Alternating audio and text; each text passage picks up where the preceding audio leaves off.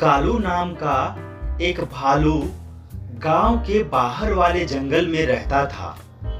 वो देखने में जितना काला कलूटा था, मन से उससे भी अधिक धूर्त और क्रूर था।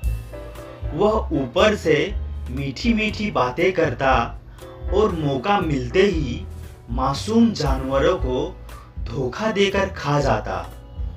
छोटे जानवर तो अक्सर उनकी चुकनी चुकड़ी बातों के जाल में फंस ही जाते थे। उसी जंगल में मोटू और छोटू नाम के दो खरगोश भी रहते थे। देखने में वे जितने ही छोटे थे, समझदारी में उतने ही अधिक तेज थे। दोनों में गहरी दोस्ती थी। दिन भर वे मिलकर उछल कूद करते, खेलते और मस्ती में रहते थे। एक दिन की बात है, बातों ही बातों में कालू भालू की चर्चा छिड़ गई।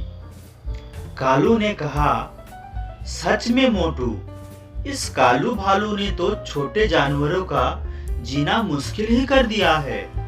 वो रोज किसी न किसी को अपने जाल में फंसा ही लेता है। मोटू बोला, पर मेरी समझ में ये नहीं आता कि उसे जानते हुए भी जानवर उसकी बातों में क्यों आ जाते हैं। छोटू ने गंभीरता से कहा, तुम्हारी बात तो सही है मोटू, लेकिन अपने साथियों को बचाने के लिए हमें कुछ ना कुछ तो करना ही पड़ेगा। मोटू ने कुछ सोचते हुए कहा, तुम कहते हो तो जरूर कुछ करेंगे। इसके बाद दोनों मित्र उछलते कूदते जंगल की ओर चले गए। एक पेड़ के नीचे बैठकर वे सुस्ता ही रहे थे कि तभी कालू भालू की आवाज उनके कानों में पड़ी। छोटू ने सोचा कि अगर वे भागने की कोशिश करेंगे तो कालू उन्हें पकड़ सकता है। इसलिए वह तुरंत चतुराई से बोला, अरे कालू दादा, आप यहाँ घूम रहे हो? क्या आपने जंगल के कोने वाले गुफा में आए विचित्र जानवर को नहीं देखा? विचित्र जानवर? कालू भालू ने आश्चर्य से पूछा। हाँ दादा, आज सुबह ही जंगल की उस गुफा में जाने कहां से एक अजीब प्राणी आ गया है। उसका शरीर सांप जैसा, मुंह शेर जैसा और पूंछ लंगूर जैसा है। सभी जानवर उसे देखने वहां गए हैं। अच्छा, तो मुझे भी वहां जाना चाहिए, कालू बोला। वह सच में उनकी बातों में आ गया था। वह अपने शिकार की बात भूलकर गुफा में विचित्र जीव को देखने निकल पड़ा। पीछे से छोटू ने हंसते हुए कहा, पर हाँ कालू दादा, उसका मुंह शेर जैसा है। डर मत जाना, ध्यान से देखना, बहुत मजा आएगा। कालू भालू अकड़ते हुए बोला, शेर का मुंह तो क्या, असली शेर भी हुआ तो मैं डरने वाला नहीं। इतना कहकर वह गुफा की ओर चल पड़ा। उधर मोटू और छोटू खरगोश भी दूसरे रास्ते से गुफा के पास पहुंचकर छिप गए और देखने लगे। थोड़ी देर बाद कालू भालू गुफा के पास पहुंचा। उसने इधर उधर देखा और फिर अंदर जाने लगा।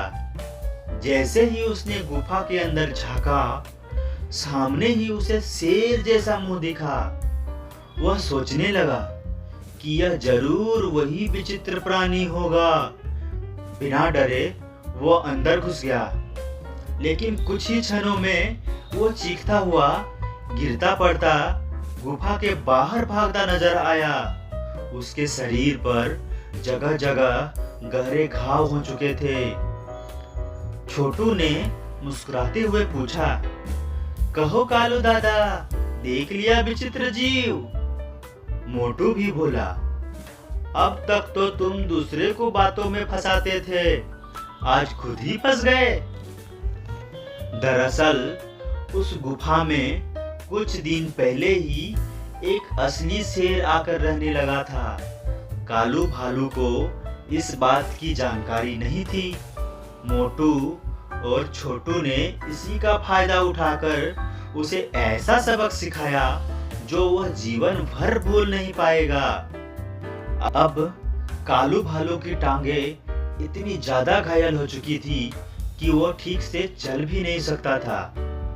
तो बच्चों, कहानी से हमें ये सीख मिलती है कि चालाकी और दृढ़ता से नहीं, बुद्धिमानी और एकता से बुराई पर जीत पाई जा सकती है।